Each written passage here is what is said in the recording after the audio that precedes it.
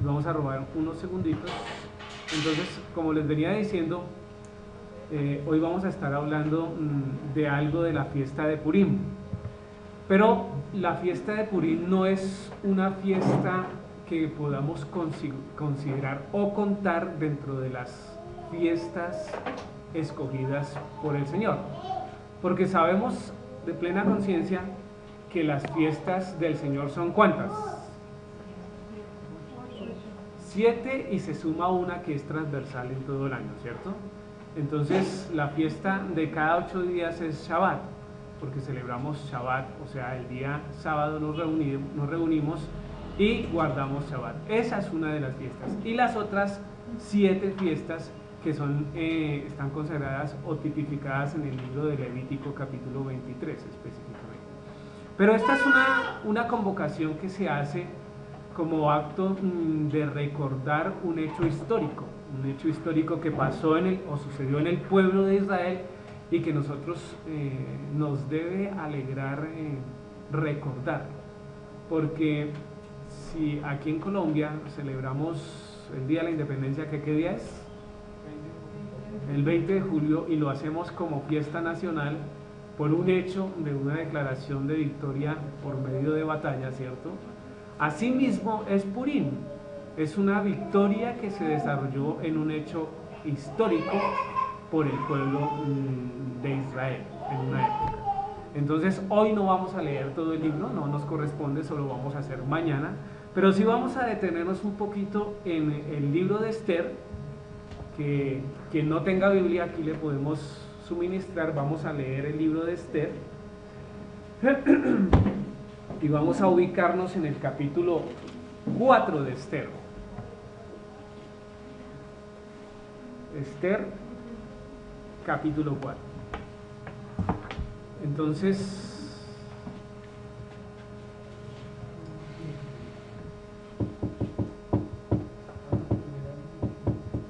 y vamos a leer todo el capítulo, del 1 al 17. Del 1 al 17. Entonces, lo vamos a leer de manera antifonal. Entonces, Braulio lee uno y el resto, obviamente, repetimos el resto, ¿listo? Libro de Esther, capítulo 4. Libro de Esther, capítulo 4. Versículo del 1 al 17. Entonces Braulio lee uno y nosotros leemos el otro. Esther capítulo 4. Como dicho, el efecto me pide tercer por supuesto. Luego que supo Mardoqueo todo lo que se había hecho, rasgó sus vestidos y se vistió de cilicio y de ceniza, y se fue por la ciudad clamando con grande y amargo clamor. Y vino hasta delante de la puerta del rey, pues no era lícito pasar adentro de la puerta del rey con vestido de cilicio. Y en cada provincia y lugar donde el mandamiento del rey y su decreto llegaba, tenían los judíos gran luto, ayuno, lloro y lamentación. Cilicio y ceniza era la cama de muchos.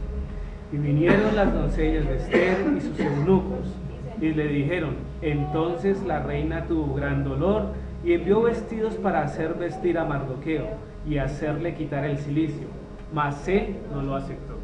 Entonces Esther llamó a Hatar, uno de los eunucos del rey, que él había puesto al servicio de ella, y lo mandó a Mardoqueo, con orden de saber qué sucedía y por qué estaba así. Salió pues Hatar a ver a Mardoqueo, a la plaza de la ciudad, que estaba delante de la puerta del rey. Y Mardoqueo le declaró todo lo que había acontecido, y le dio noticia de la plata que Amán había dicho que pesaría para los tesoros del rey a cambio de la destrucción de los judíos.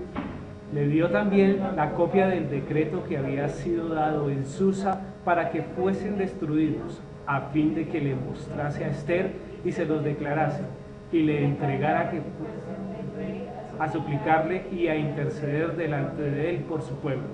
Vino Hatar y contó a Esther las palabras de Mardoqueo. Entonces Esther dijo a Hatar que le dijese a Mardoqueo: todos los siervos del rey y el pueblo de las provincias del rey saben que cualquier hombre o mujer que entre en el patio interior para ver al rey, sin ser llamado, una sola ley hay respecto a él: ha de morir, salvo a quien el rey extendiera el cetro de oro, el cual vivirá, y yo no he sido llamada para ver al rey estos 30 días. Y dijeron a Mardoqueo las palabras de Esther.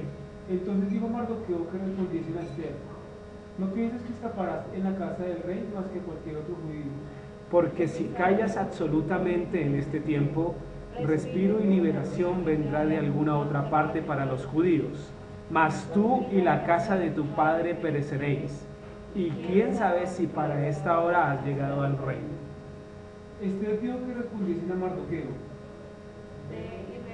a todos los judíos que se hallen en Susa, y ayunad por mí y no comáis ni bebáis en 3 días, noche y día. Yo también con mis doncellas ayunaré igualmente, y entonces entraré a ver al rey, aunque no sea conforme a la ley, y si perezco, que perezca. Entonces Mardoqueo fue e hizo conforme a todo lo que Esther le mandó. Amén. Entonces, este capítulo 4 del libro de Esther nos contextualiza, más bien nos introduce en un tema específico, que vamos a abordar y que nos debe congregar el día de mañana. Y vamos a estar hablando sobre el ayuno de Esther. El ayuno de Esther.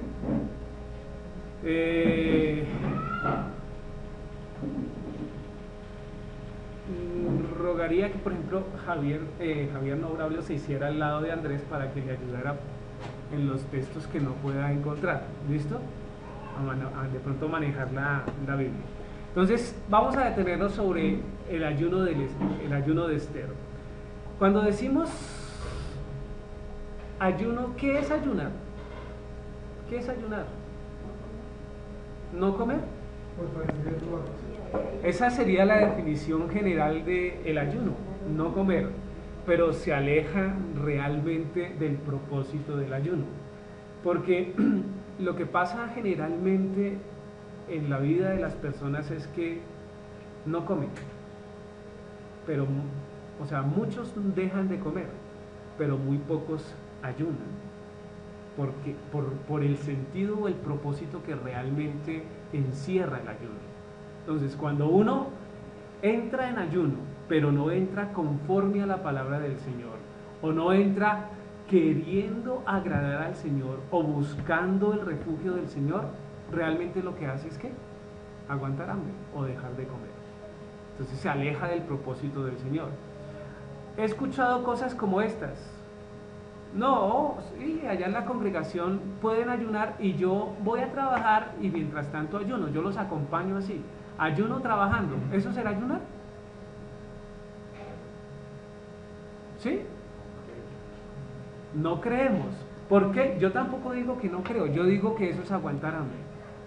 Porque ayunar quiere decir separar el espacio, separar el momento y separar mi vida para dedicarle ese tiempo al Señor. A través de una ruega, una oración, una súplica o algo que sea muy determinado o fijo para pedírselo al Señor, ¿cierto? Entonces ese no es el modo correcto de ayunar. O entonces dicen, no, ustedes ayunen allá y yo ayuno acá. ¿Se puede? Si una persona, si yo les hubiera dicho, mañana hay ayuno, de hecho mañana hay ayuno, de 9 de la mañana en adelante, ¿cierto? Entonces yo le digo, mañana hay ayuno. Entonces alguien podría decir, no, ustedes ayunen allá y yo ayuno desde mi casa. ¿Eso puede ser? ¿Qué dicen? ¿Por qué puede ser?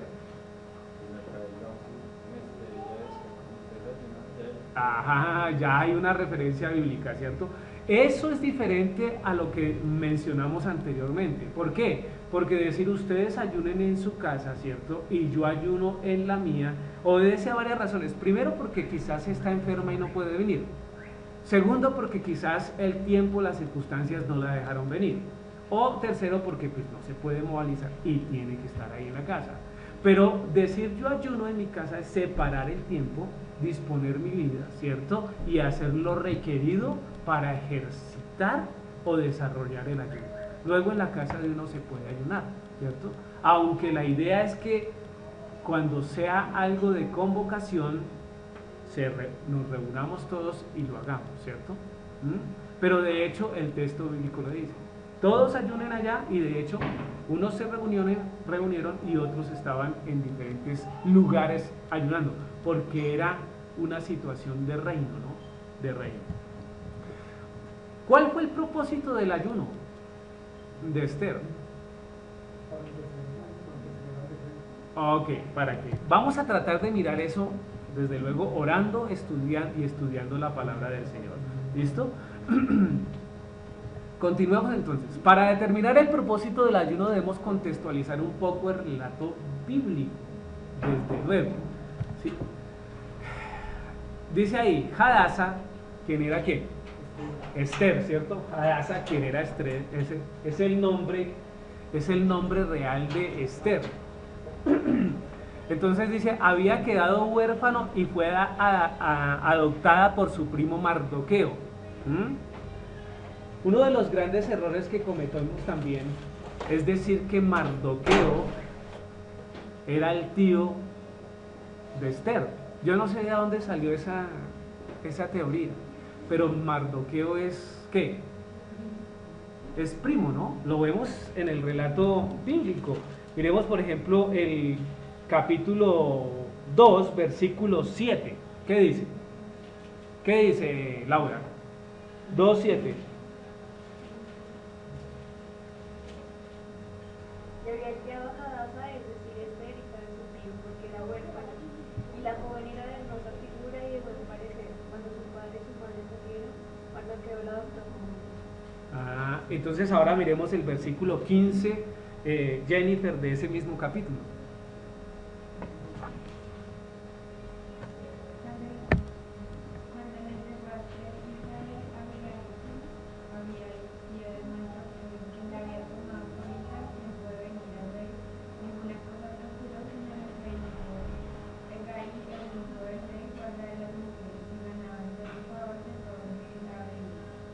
Entonces hay una relación familiar y todo apunta a decir que es la prima, ¿no?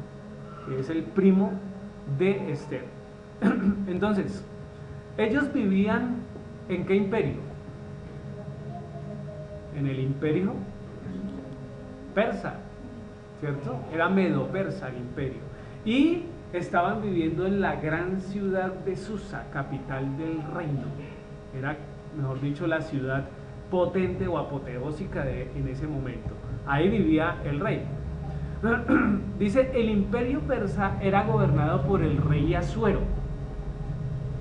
Todos confirmamos eso, ¿cierto? Pues, si miramos el capítulo 1, versículo 1, ¿qué dice? Aconteció los días de Asuero, el Asuero que reinó de Gaín hasta Etiopía por el 127 provincias. Ese es. Entonces no hay lío en que sea Asuero. Lo difícil es que cuando uno se va a la historia encuentra cosas como esta, ¿cierto? Dice, ¿alcanzan a leer? Sí. ¿Qué dice?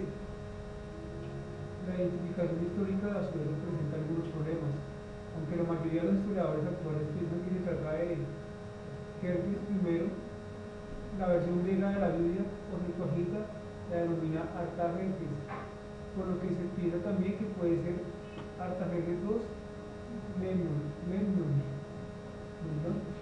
Sí, Su nombre hebreo, Memnon. Ahasverosh, parece corresponderse con el persa Exabasha, Pero si está clarito. el Acadeus O el acadio, ¿cierto? His Arshu. Heródoto ofrece una imagen de un Jerjes temporalmente colérico y mujeriego que puede coincidir con sus rasgos fundamentales con lo que ofrece el libro bíblico. En Daniel 9:1 se le menciona como padre de Darío, pero dadas las dificultades de identificación histórica que presenta este rey, no es posible saber si se trata de la misma persona o de otra con el mismo nombre. Entonces mire todo lo que la historia nos dice y nos mete en un lío, ¿cierto? Entonces, ¿qué hacemos con este rey? Ahora, lo que está en Daniel, es posible que no sea tan claro, porque el que empezó la campaña para conquistar Grecia, ¿quién fue? Darío, y no lo logró, ¿cierto? Y su hijo, que ahí miren quién es, Asuero, siguió esa campaña. Entonces es más probable que él sea hijo de Darío y no lo contrario. Y los datos históricos y de fecha de pronto pueden coincidir más.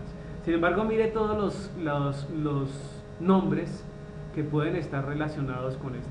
Lo que sí es cierto es que fue un rey muy poderoso y por eso es que se le adjudican cada uno de esos nombres gloriosos de reyes asirios, ¿cierto? Asirios no, sino persas. Continuemos. Ahí está el dato de donde saqué esto. Esther 1:3 dice: en el tercer año de su reinado hizo banquete a todos sus príncipes y cortesanos, teniendo delante de él a los más poderosos de Persia y de Media, gobernadores y príncipes de las provincias. Entonces el rey Asuero, como era de esperarse, una vez consolidó su imperio, lo que hizo fue ofrecer una gran fiesta, un banquete, como lo acostumbraban a hacer todos los reyes. Pero lo hacían ¿con qué propósito? Para desplegar todo su poder, para desplegar toda su gloria, y casi que para mostrar cuánto tesoro precioso se hubiera podido obtener en todas las conquistas. Todas esas provincias eran provincias interesantes y de mucho territorio. O sea, las glorias que él obtuvo no fueron cualquiera. Fue un rey bastante poderoso y desarrolló esa fiesta. Pero en medio de la fiesta, ¿qué pasó? El relato bíblico nos dice que quiso llamar a la reina Basti, ¿cierto? Pero ella, ¿qué hizo? Se negó. Ahora, en esa situación hay muchos comentarios al respecto. Dicen que ella se negó porque ella era una defensora de los derechos antiguerra, por decir algo, y no estaba de acuerdo con el proceso de extensión de guerra que iba a tener en relación a las conquistas griegas que iba a impartir. ¿Sí? Pero es tan solo un dato, un comentario. También dice que ella no quiso ir porque lo que quería el rey Asuero era mostrar su espléndida belleza. Y hasta ahí está bien, porque que yo diga, mire, les presento a Luzadela que es bonita, está bien, ¿cierto? Luzadela es mi esposa. Pero según la condición que se pretendía y que dicen algunos comentarios, es que él le estaba demandando que viniera solo con la corona real puesta. ¿Ya? Eso quiere decir que lo que le estaba pidiendo era un striptease para toda su cámara de diputados y de príncipes de todos los reinos, para que pudieran ellos evidenciar la belleza en completo de Basti. Entonces que por eso ella se negó. No sabemos, son posiciones, no están realmente en la Biblia, pero hay que mencionarlas y hay que saberlas. Lo que sí es cierto es que ella no fue. ¿Sí? Ella se negó y no fue. Esto es un resumen, no es una descripción completa. En el capítulo 1, versículo 19, ¿qué dice ese versículo? Dice: si parece bien al rey, salga un decreto real de vuestra majestad y se escriba entre las leyes de Persia y de Media, para que no sea quebrantado que Basti no venga más delante del rey Asuero, y el rey haga reina a otra que sea mejor que ella. ¿Qué creen que dijo el rey? Pues el rey inmediatamente escuchó a sus consejeros y eso agradó al rey. Y eso agradó al rey, ¿cierto? Entonces, así se determinó, así se escribió, así se hizo y nombraron a Hadasa o a Esther como reina de Persia. Nos acordamos del hecho histórico, ¿cierto? Del relato bíblico. Eso fue lo que pasó. Hasta ahí, todo bien. Lo interesante del asunto, ¿ya?, de que haya sido un rey poderoso, de que haya sido Hadasa y especialmente de la tribu de Benjamín y del pueblo judío, eso no interesaría mucho, y que fuera la reina de todo el imperio persa, pues de pronto no nos diría mucho, sin que apareciera el capítulo 3, versículo 1, que debemos detenernos un poco sobre él. Dice: después de estas cosas, el rey Asuero engrandeció a Amán, algunos lo pronuncian Hamán, ¿cierto? Hijo de Amadata Agageo, y lo honró y puso su silla sobre todos los príncipes que estaban con él. O sea, ¿qué hizo el rey Asuero con este Amán? ¿Qué lo hizo? Lo colocó como reycito, es decir, lo colocó de segundo a bordo. Fuera de él estaba él. Algo así como lo que hizo Faraón con José, ¿nos acordamos? Lo colocó sobre todo su imperio. Entonces, eso es bastante interesante y eso va a llevar a una situación caótica para el pueblo judío. ¿Por qué? ¿Por qué? Hay una pregunta que nos despierta el interés. ¿Quién era este Amán? ¿Quién era este Amán? Porque más adelante, venga, a ver, les ubico a ver, donde dice capítulo 3, versículo 10. ¿Cómo dice que era Amán? Don Luis, capítulo 3, versículo 10, ¿qué dice? Entonces el rey quitó el anillo de su mano y lo dio a Amán, hijo de Amenata, luego, enemigo de los judíos. Fíjese el título que le dan. Ahí la Biblia le está dando dos títulos a Amán. El primer título es el que Asuero le está dando, como es rey o segundo a bordo. Pero el segundo título que le da la Biblia es enemigo de los judíos. Luego, esta persona debe interesarnos.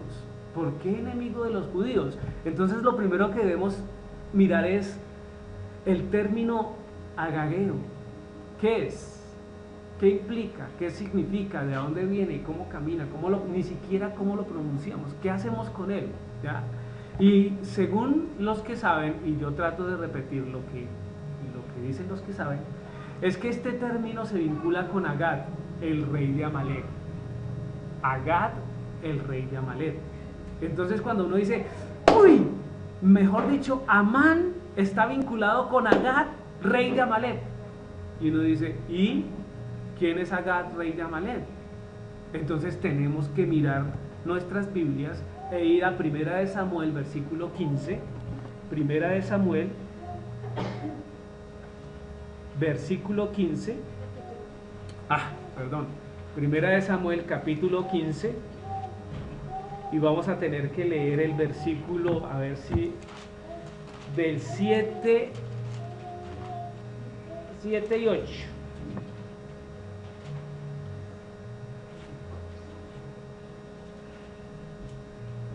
¿Qué dice? ¿Qué dice primer libro de Samuel, capítulo 15, versículos 7 y 8? Betty.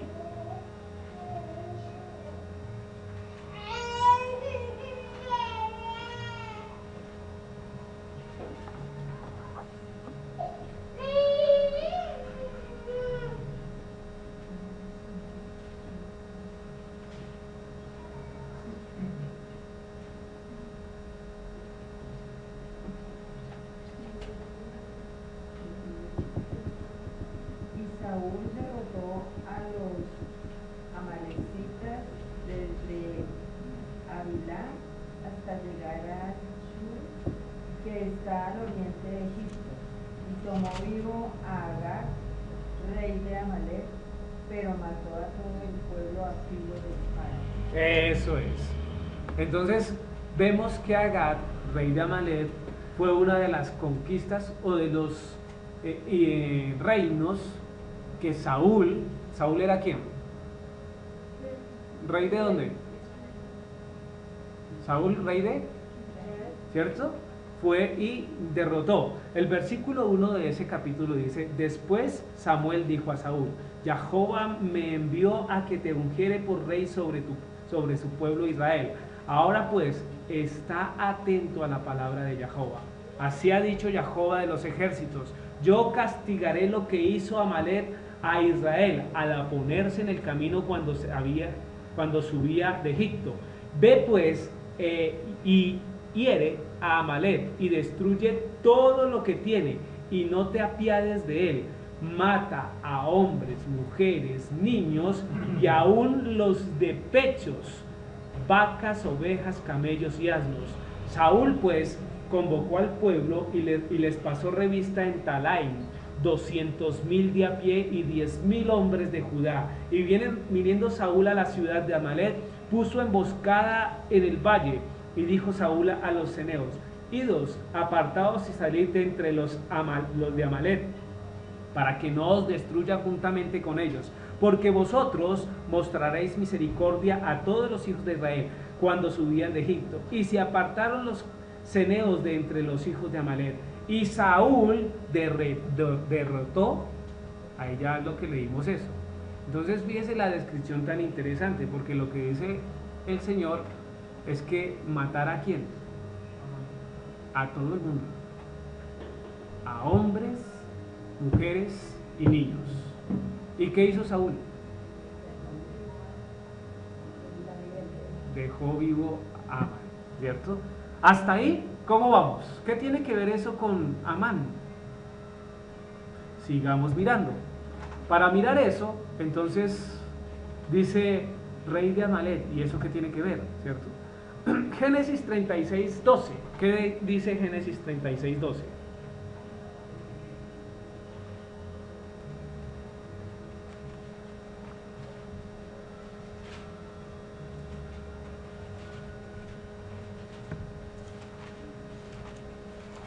Y Timna fue concubina de Elifaz, hijo de Saúl, y ella dio a luz a Amalek, uno de los hijos de Adar, mujer de Saúl. Ajá, ya nos da otro hecho histórico interesante. Resulta que ese pasaje me está diciendo que Esaú era el papá de Elifaz, y Elifaz fue el papá de Amalek, ¿sí? Y Amalek es la tierra donde reinó Agag, rey de Amalek, ¿sí? De lo que deducimos que Amán, agageo, viene descendiente del rey Agag, por lo cual es amalecita, descendiente de Saúl, ¿ya? ¿Y Saúl quién es? ¿Quién es Saúl? Esaú, perdón, Saúl es el rey. ¿Quién es Esaú? El hermano de Jacob. ¿Y qué pasó con esos dos hermanos? ¿Qué pasó históricamente con esos dos hermanos? Hubo un problema terrible. El uno le vendió el derecho de ser primero al segundo, ¿sí o no? Por un plato de lentejas. Y eso formó una disputa tribal terrible que hasta hoy se vive. Entonces, por eso Amad es enemigo de los judíos, porque la línea de los judíos es de quién? Jacob, y la línea de Amalecita es de Esaú, ¿sí? Aclaremos un poco más. Amós 1:11, ¿qué dice? ¿Qué dice Amós 1:11?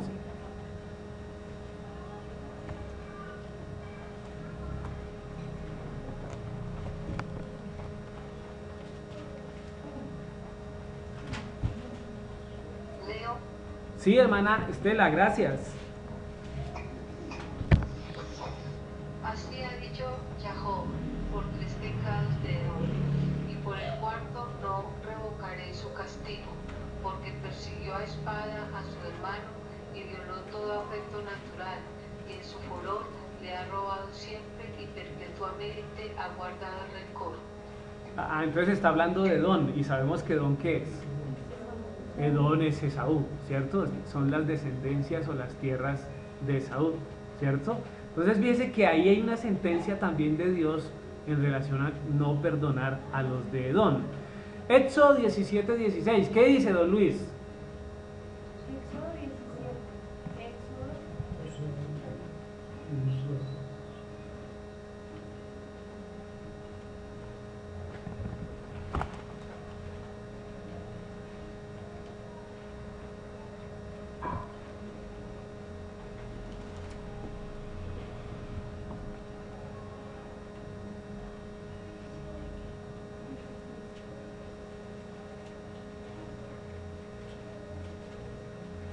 17:15. Y dijo, por cuanto la mano de Amalek se levantó contra el trono de Jacob, Jacob tendrá guerra con Amalek de generación en generación. Eso es. Entonces fíjese el Señor cómo está dando sentencia contra este pueblo. Pero tiene un propósito, ¿no? Porque Amalek hirió al pueblo del Señor. Pues dice que hirió al Señor, ¿no? Pero herir al Señor es herir al pueblo del Señor. Entonces por eso da esa sentencia. ¿En qué momento? Deuteronomio 25, 17, 16. Sí, Deuteronomio.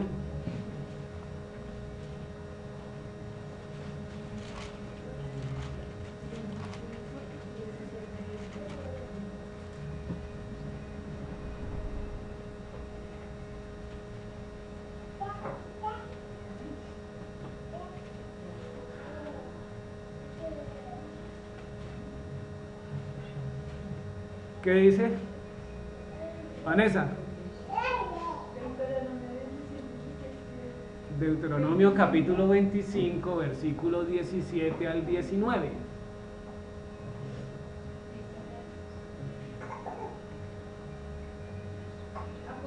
Acuérdate de lo que hizo Amalek contigo en el camino, cuando salías de Egipto, de cómo te salió al encuentro en el camino y te desbarató la retaguardia de todos los débiles que iban detrás de ti, cuando tú estabas cansado de trabajar y no tuvo ningún temor de Dios.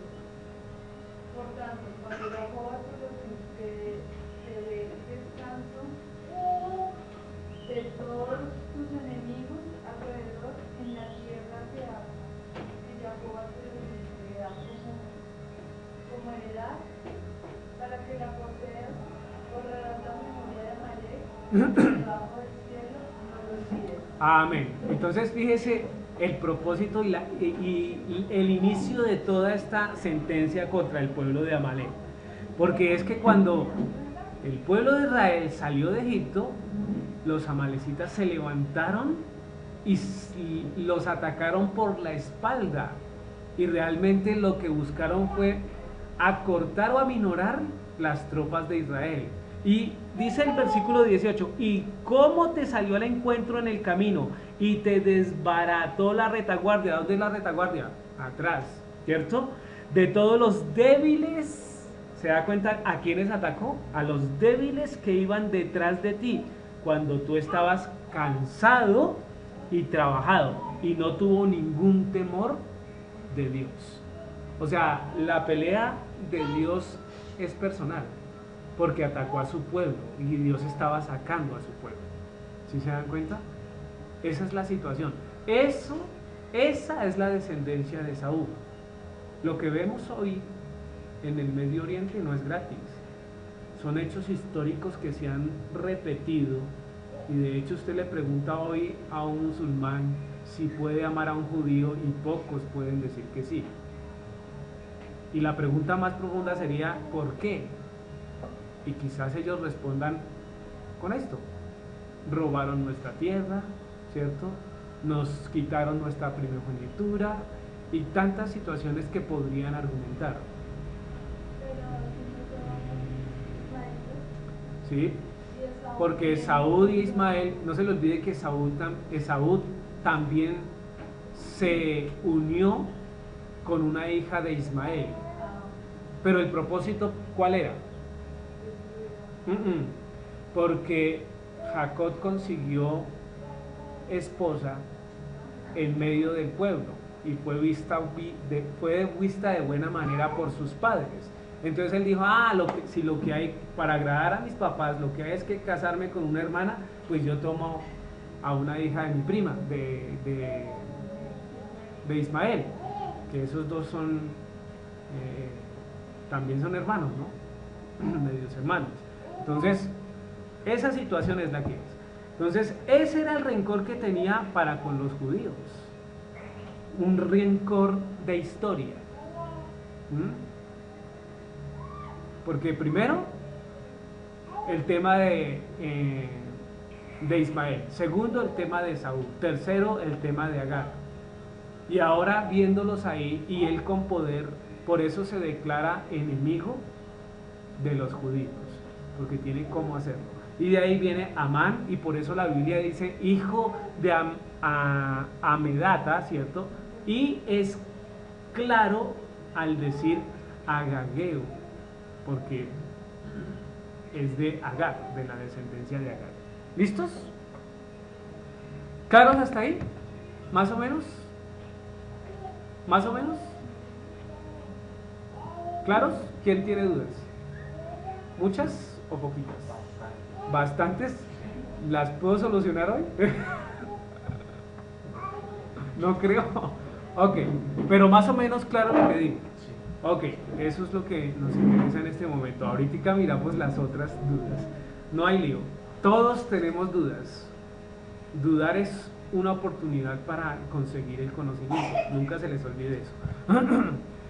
Miremos Esther capítulo 3 versículo 5. Entonces ahí sí requiero la ayuda de una voz fuerte como la de Javier y un poco de agua de mi asistente personal porque ya tengo la garganta seca. Sí, le damos 5 y 6.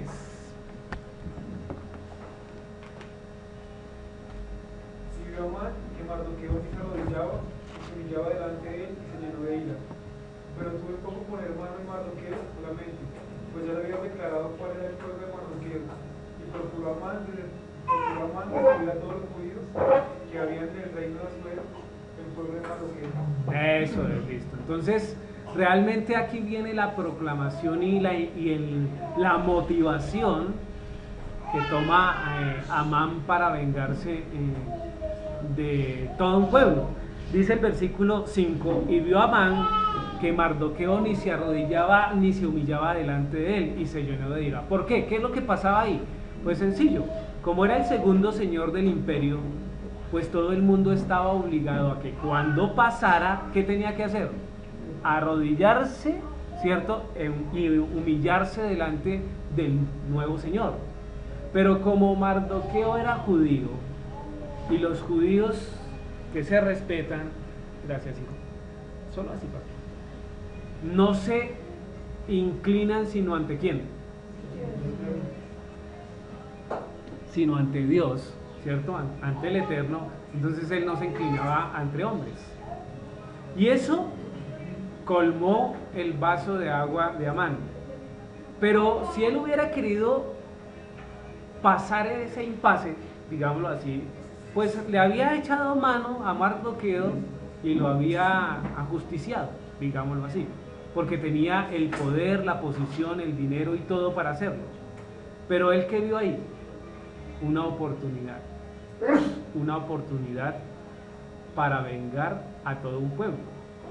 Porque dijo el versículo 6, pero tuvo en poco poner mano en Mardoqueo solamente, pues ya le habían declarado, oído, ya le habían declarado cuál era el pueblo de Mardoqueo. Entonces, ¿para qué ocuparse de uno si puede ocuparse de todos de una sola vez? Y procuró Amán destruir a todos los judíos que habían en el reino de Asuero, el pueblo de Mardoqueo, al pueblo de Mardoqueo, ¿cierto? Entonces ahí empieza toda la connotación y aquí encontramos cosas interesantes. Por eso Amán ordena la ejecución de todo un pueblo, Interesante. ¿Caprichos personales o venganza pura? Interesante, muy interesante. Dice, y la reina Esther es enterada de la situación. ¿Por qué es enterada de la situación? Pues ya sabemos el relato, porque Mardoqueo fue enfrente del palacio y se puso de silicio, ¿cierto? Después mañana leemos todo el libro. Dice, y el pueblo del Señor nuevamente sería perseguido, como cosa rara, ¿no? Nuevamente sería perseguido. Se convierte en el propósito del ayuno de Esther. No tiene otro propósito. El ayuno de Esther, el único propósito es este: impedir la sentencia de muerte de los judíos que se había tramado en manos del malo Amán, ¿cierto? ¿Qué les recuerda esa foto?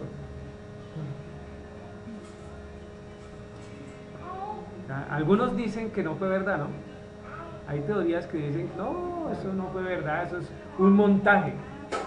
Nunca sucedió el holocausto. ¿Qué piensan ustedes? La historia se equivocó. Tendría que ser muy poderoso el pueblo judío para afectar todas. Mejor dicho, eso ni Hollywood lo logra hacer. Ok, uy, se me olvidó colocar ahí. Bueno, Esther y el pueblo ayunaron para, primero, suplicar a Elohim por sus vidas, ¿cierto? Ahí está hablando básicamente de las vidas, obviamente, de todo el pueblo. Eso se determina en Esther, capítulo 3, versículo 8 y 9. Leámoslo. ¿Qué dice Susana? Esther 3, 8 y 9. Y como en el rey Asfero, hay un pueblo esparcido y distribuido entre los pueblos en todas las provincias de tu reino, y sus leyes son diferentes de las de todos los pueblos, y no guardan las leyes del rey. Y al rey nada le beneficia dejarlos ir. Si place al rey, decrete que sean destruidos, y yo pesaré 10.000 talentos de plata a los que manejan la hacienda para que sean traídos en los tesoros del rey. O sea, era tanta la situación que él estaba pagando por matar. Realmente esa es la descripción. Yo le doy 10.000 si me deja matarlos. Claro que lo pintó de una manera como siempre se pintan las buenas cosas o las cosas malas. Señor, este pueblo está robando tu paz, no obedece tu ley, tiene una ley propia. Luego entonces eso no le sirve a su reino para nada. Pero como yo soy súbdito suyo, entonces voy a sacar 10.000 billetes de mis arcas y se los pongo a usted, ¿ya? Simplemente para solucionar este problema y para que podamos solucionar definitivamente todo lo que tiene que ver con este pueblo. Es lo que está diciendo. Otro, para suplicar a Elohim por la vida de Esther. Sí, claro. Lo primero era para que Elohim, ¿cierto? Librara las vidas de todo el pueblo. Pero lo otro era también para suplicar por la vida de Esther. ¿Por qué para suplicar por la vida de Esther? Porque el capítulo 4, versículo 11, ¿qué dice? ¿Qué dice, Cristian? Todos los siervos del rey, 4:11. Todos los siervos del rey y el pueblo de las provincias del rey saben que hay una ley que condena a muerte a cualquier hombre o mujer que entre sin haber sido llamado al patio interior para las leyes, salvo aquel a quien el rey extiende el cetro de oro, le perdonará la vida. Yo no he visto ya nada, yo no he sido llamado para ver el rey estos 30 días. O sea, lo que quiere decir es que durante 30 días el rey no la había llamado. Y si ella se presenta delante del rey sin ser llamada, ¿cuál es la ley persa? Que se muera. A no ser que levantara el cetro de oro. Y con los antecedentes de una reina ya dada de baja. ¿Ya? Entonces Esther tuvo que pensar. Y esta sería la situación que nosotros tendríamos que meditar. ¿Qué tanto estamos, qué tanto disposición tenemos para la obra o el pueblo de Dios? En un mundo como el que vivimos.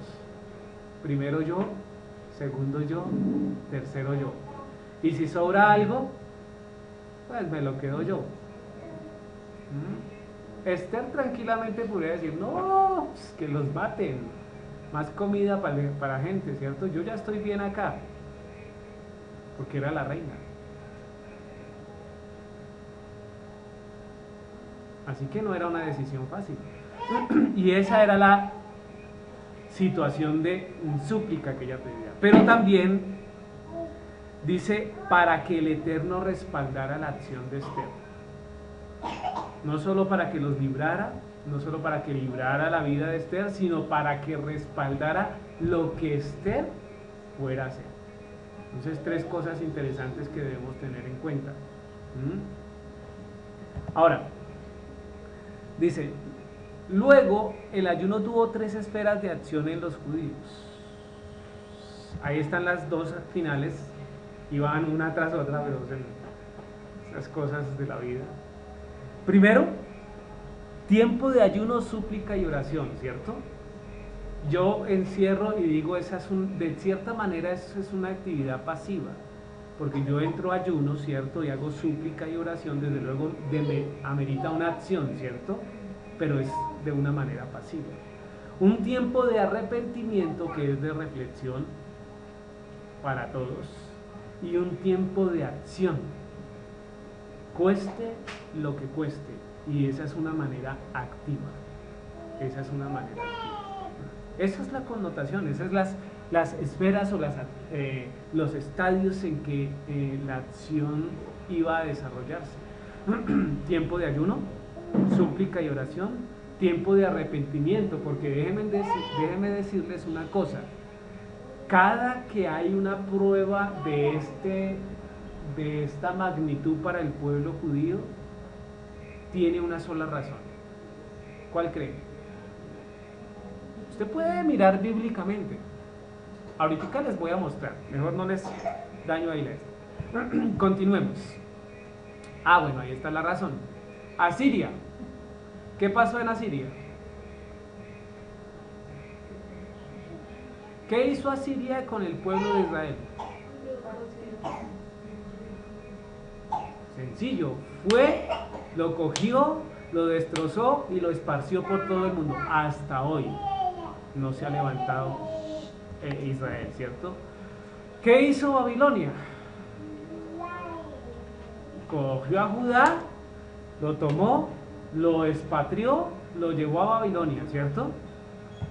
¿Qué pasó con Esther? Estaban siendo gobernados por un imperio. ¿Qué iban a hacer? Les iban a dar muerte, ¿cierto? ¿Qué pasó con los macabeos? La misma situación, ¿sí? La misma situación. ¿Qué pasó en el Holocausto? ¿Qué pasó en la guerra de los 6 días? ¿Qué está pasando hoy? ¿Qué está pasando hoy? Si no vemos noticias, hay que indagar un poco más en las noticias que nos muestran, ¿no? Porque lo que nos muestran las noticias colombianas no son tan reales. Hay una persecución terrible hacia el Estado de Israel por todas las naciones, y este grupo ISIS es el que más duro tira, ¿ya? El que más duro tira. Ahora, coloco aquí algo. ¿Qué es lo repetitivo en estas persecuciones o en estas guerras o en estas matanzas? ¿Qué es lo repetitivo? Fíjense, eso es un relato histórico, ¿no? ¿Qué es lo repetitivo?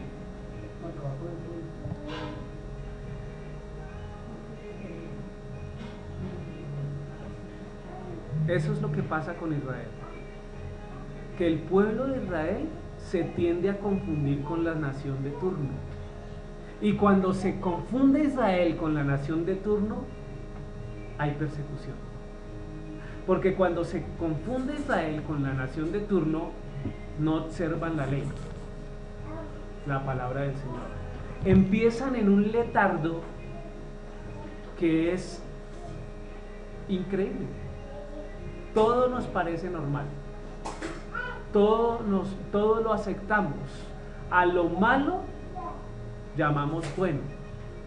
A las cosas de Dios llamamos anticuadas, ¿sí?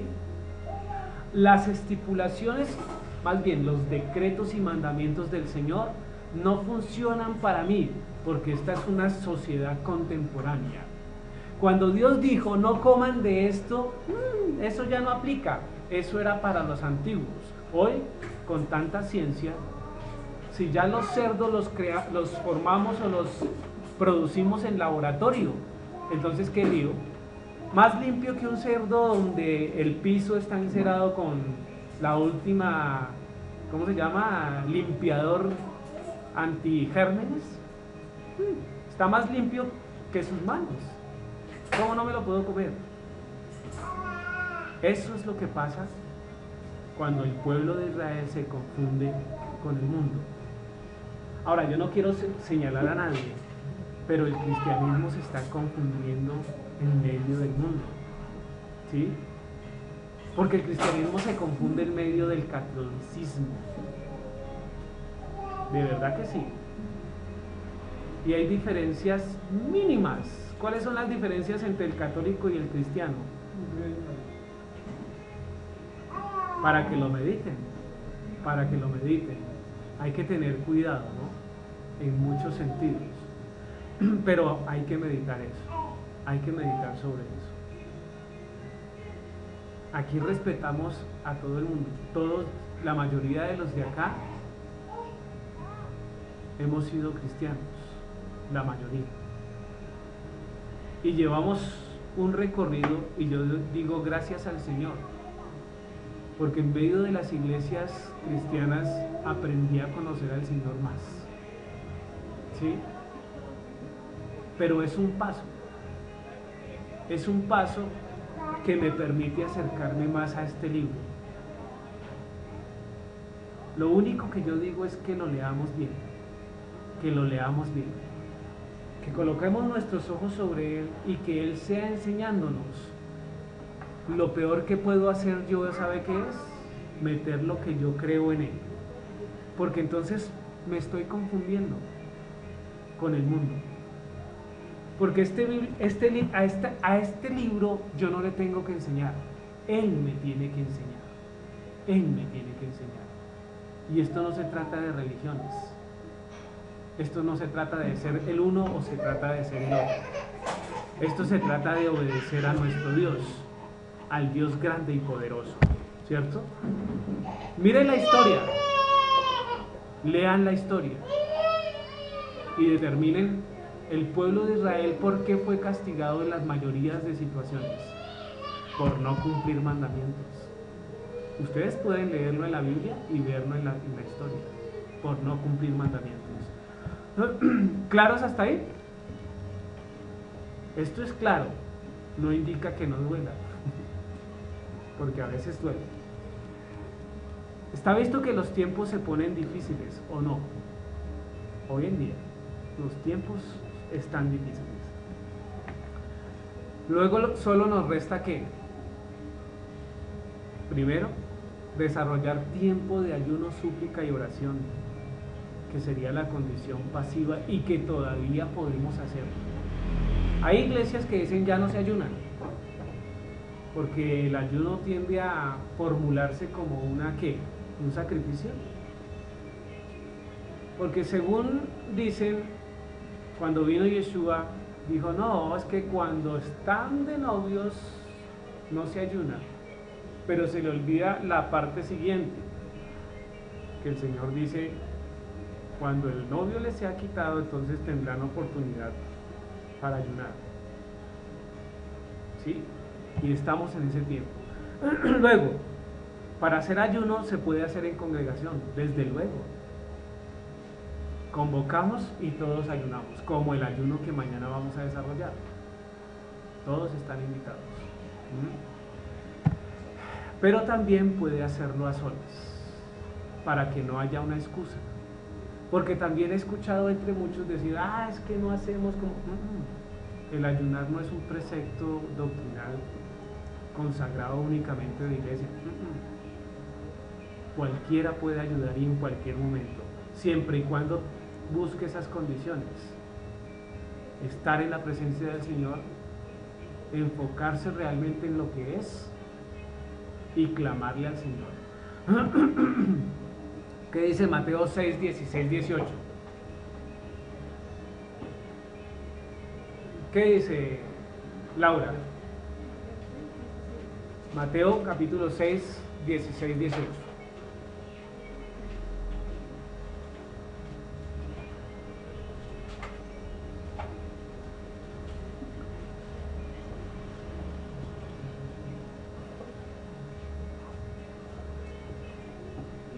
cuando ayunéis no pongáis cara triste como los hipócritas, que desfiguran sus rostros para mostrar a los hombres que ayunan. De cierto tienen y ya tienen tu recompensa. Pero tú cuando ayunes unge tu cabeza y lava tu rostro, para no mostrar a los hombres que ayunas, sino a tu Padre que está en secreto, y tu Padre que ve en lo secreto te recompensará en público. ¿Quién dijo eso? Entonces, si lo dijo el Señor, ¿qué debemos hacer? Hacerlo. Cosas importantes, ¿no? Cuando ayunéis, no seáis austeros como los hipócritas, porque ellos demudan sus rostros para mostrar a los hombres que ayunan. De cierto os digo que ya tienen su recompensa. Mejor dicho, si usted le dice a todo el mundo, estoy ayunando, gloria a Dios, ya tiene su recompensa. Al contrario, si usted no es feliz, ese día venga feliz. Entonces uno va a decir, ¿qué? ¿Está ayunando? No, mentira. La idea es que sea un evento normal para los demás, pero especial para mí, porque es una relación directa con Dios, ¿sí? Pero no se hace para mostrarle a los demás, para creerse más espiritual, para sacar pecho de que yo soy el que más ayuno. De hecho, por ahí habían competencias evangelísticas, ¿no? ¿Quién se le mide al ayuno de 40 días? Y sí, de hecho lo hacían, pero chévere que hubiera sido, o que se hiciese con el propósito que es. De hecho, algunas personas lo hicieron así y seguramente fueron bendecidas. Pero el problema es quién no lo hace con esa condición. Pero tú, cuando ayunes, unge tu cabeza y lava tu rostro. O sea, muéstrese que vigoroso, despierto. Esto para mañana, ¿no? Bendito sea el Señor. No, porque las fuerzas las da Dios, ¿cierto? Si está muy pálido, ¿qué hay que hacer? Al baño. ¿Y qué? Lavar la cara. Si sigue pálido, cachetar. No, mentiras. Pero es la intención, ¿no? Que no se note, sino que nos gocemos en ese proceso. Para no mostrar a los hombres que ayunas, sino a tu Padre, ¿cierto? Que está en lo secreto. Y tu Padre que ve en lo secreto te recompensará en público. Y eso es claro y evidente. Segundo, tiempo de arrepentimiento, desde luego. Hay que pedir arrepentimiento. Claro que sí, Señor, perdónanos por todo lo que hacemos y por lo que dejamos de hacer. Porque también hay que pedir. A veces uno peca por negligente. Hay posibilidades de hacer más. Y la pregunta es, ¿qué estoy haciendo yo para el Señor? ¿Qué estoy haciendo yo por el Señor? ¿Mi vida sí es fundamento para el Señor? Esa es una pregunta que debería. Por eso debemos pedir perdón. Pero también por toda mentira, por todo pensamiento, por todo mal deseo, por toda connotación que tenga esa condición pecaminosa. Y eso sí, cada uno de nosotros lo sabemos. Ahora, arrepentimiento es esto: pensar diferente o después reconsiderar. Eso es arrepentirse, pensar diferente. ¿A qué? A como veníamos pensando. Pensar diferente. Reconsiderar las acciones como las estamos haciendo, que no están bien, que no están bien. ¿Qué dice Mateo 3:2? Ahí atrásito, Mateo 3:2. Mateo capítulo 3:2. Samara, ¿qué dice? ¿Está Samara o no está?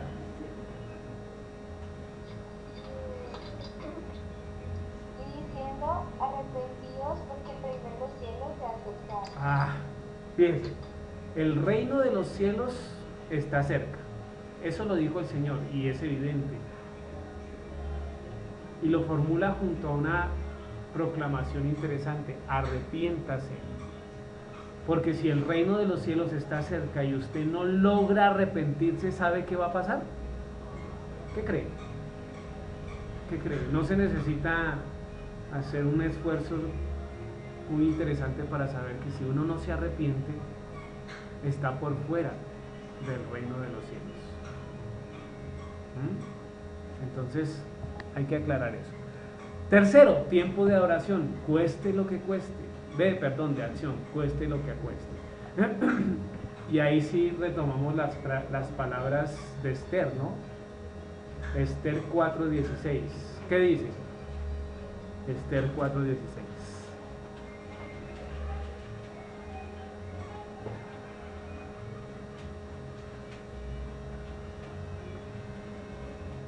¿Qué dice Gabriela?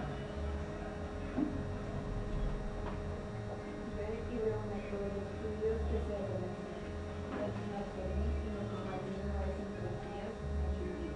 Yo también con mis doncellas perdonaré el orden. Entonces entraré a ver al rey, aunque no sea conforme a la ley, y si tú eres lo que quieres. Eso es. Ella ayunó, oró, esperó, pidió ser perdonada y se arrepintió, pero actuó. Pero fíjese lo que dice: si perezco, que perezca. Eso es una mujer de carácter. Si perezco, que perezca. Y muchas veces, como decía el rabino en la enseñanza de ayer, hasta los tzitzis nos cuesta cargarlos, ¿no? Porque nos pueden identificar como judíos, y qué miedo. Y qué miedo. La barba, uy, no, es que se ve tan mal. Pues sí, pero Dios dice. Y me pueden identificar como judío. Mi barba en la universidad ya es un espectáculo. Todo el mundo tiene que ver con mi barba, pero con la mía, no con la de 30 profesores más que usan larga y cabello largo. Entonces, esta barba es diferente, es lo mismo que la de ustedes. Amén. Amén. Acción, acción, acción y acción. Lo único que les pido es que mañana entremos en ayuno teniendo claras estas 3 situaciones. Dije que este mensaje era de 20 minutos. Me alargué. Vamos a orar. Señor Padre poderoso celestial, te alabamos y te glorificamos.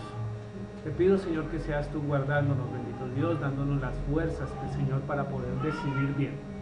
Decidir conforme a tu santa palabra, bendito Dios de la gloria.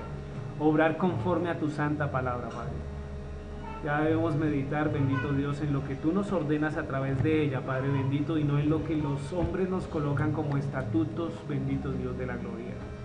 Preceptos de hombres, que tú mismo cuando viniste dijiste, los religiosos enfatizaban más en guardar las ordenanzas de los ancianos y de los hombres que en las leyes y decretos de Dios, de nuestro Padre Celestial. Así que te pido, bendito Dios, que seamos hombres y mujeres con carácter, criterio, bendito Dios, para orar conforme a tu santa palabra, bendito Celestial. Te lo pedimos en el nombre de tu Hijo Yeshua HaMashiach. Amén, amén y amén. Muchas gracias. Ahora sigue un tiempo de refrigerio. Hermana Estela, ¿tiene alguna pregunta? Samara, ¿tiene alguna pregunta?